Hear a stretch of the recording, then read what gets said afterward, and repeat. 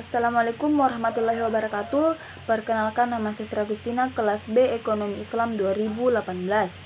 Baik, saya akan menjelaskan materi tentang akad syirkah. Yang pertama, definisi syirkah. Syirkah secara etimologi didefinisikan sebagai kata yang berasal dari istirak yang berarti perkongsian.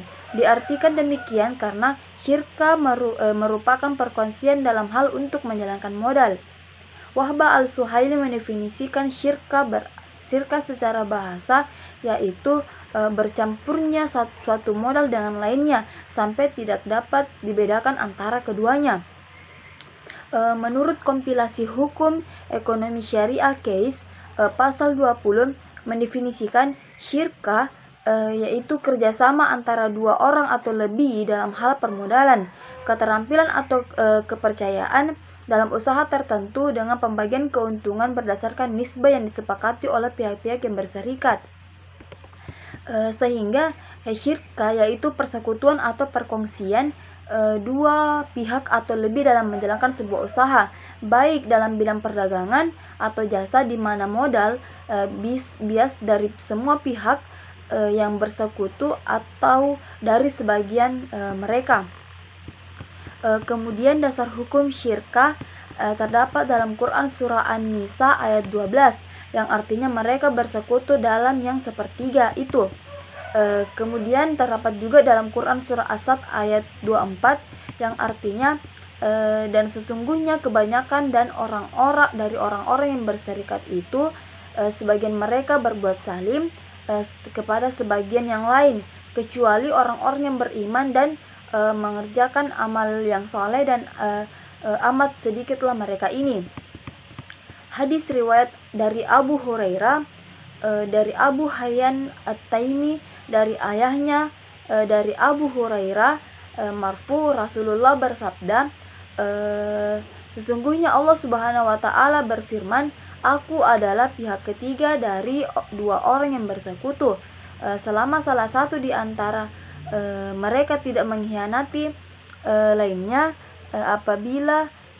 Apabila salah seorang di antara mereka mengkhianati lainnya, maka aku keluar dari persekutuan mereka.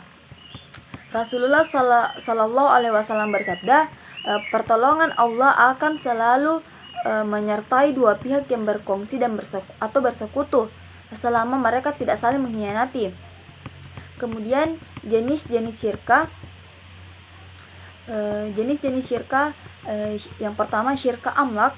Syirkah amlak adalah perkongsian dalam hal untuk memiliki harta. Syirkah amlak terbagi dua, yaitu syirkah amlak ikhyari atau perkongsian sukarela, dan syirkah amlak ijbari, perkongsian paksa. Perkongsian sukarela adalah kesepakatan dua orang atau lebih untuk memiliki suatu barang tanpa adanya keterpaksaan dari masing-masing pihak. Contohnya, dua orang yang sepakat untuk membeli suatu barang, misalnya satu buah mobil truk untuk angkutan barang.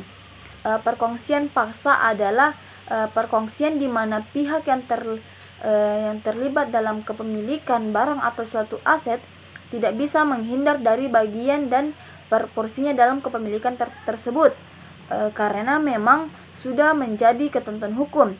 Contohnya pembagian warisan antara anak laki-laki dan perempuan. Yang kemudian syirkah ukut adalah suatu akad yang dilakukan oleh dua pihak atau lebih untuk menjalankan suatu usaha, baik barang maupun jasa, dan pembagian keuntungannya. Syarat syirkah ukut, bisa diwakilkan pihak lain, bisa jadi wakil kita dalam perkongsian. Jumlah keuntungan yang dihasilkan hendaknya jelas. Bagian keuntungan yang diberikan hendaknya tidak dapat terbedakan atau syuyu dan tidak tertentu. Tidak dibenarkan salah satu pihak menentukan keuntungan tertentu untuk salah satu sekutu.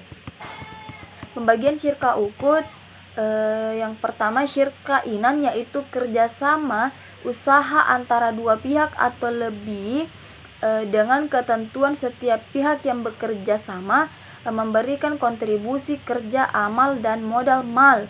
Keuntungan dan kerugian dibagi kedua belah pihak sesuai kesepakatan. Syirka abdan yaitu kerjasama usaha antara dua pihak atau lebih yang hanya menyertakan kontribusi kerja atau amal tanpa kontribusi modal atau mal. Misalnya kerjasama penjahit untuk menerima order pembuatan seragam sekolah. Yang kemudian syirka wujuh yaitu kerjasama usaha antara dua pihak atau lebih yang sama-sama memberikan kontribusi kerja amal karena memiliki reputasi atau prestis baik serta ahli dalam bisnis. Jenis syirka ini memungkinkan pihak membeli barang secara kredit dan menjualnya secara tunai. Jenis syirka ini tidak membutuhkan modal karena pembelian secara kredit. Jenis syirka ini disebut pula dengan syirka piutang. Kemudian syirka mufawadah yaitu kerjasama usaha antara dua pihak atau lebih, di mana jenis syirka ini merupakan gabungan dari beberapa syirka di atas. Syirka ini diperbolehkan karena penggabungan syirka sebelumnya telah memenuhi rukun dan syarat pelaksanaan syirka. Kemudian implementasi syirka dalam lembaga keuangan syariah. Pembiayaan syirka dalam perbankan syariah yaitu pembiayaan dalam model kerja dapat dialokasikan untuk perusahaan yang bergerak dalam bidang kontribusi industri dan perdagangan dan jasa. Pembiayaan investasi dapat dialokasikan untuk perusahaan yang bergerak dalam bidang industri. Pembiayaan secara indikasi baik untuk kepentingan modal kerja maupun investasi. Baik, mungkin itu saja.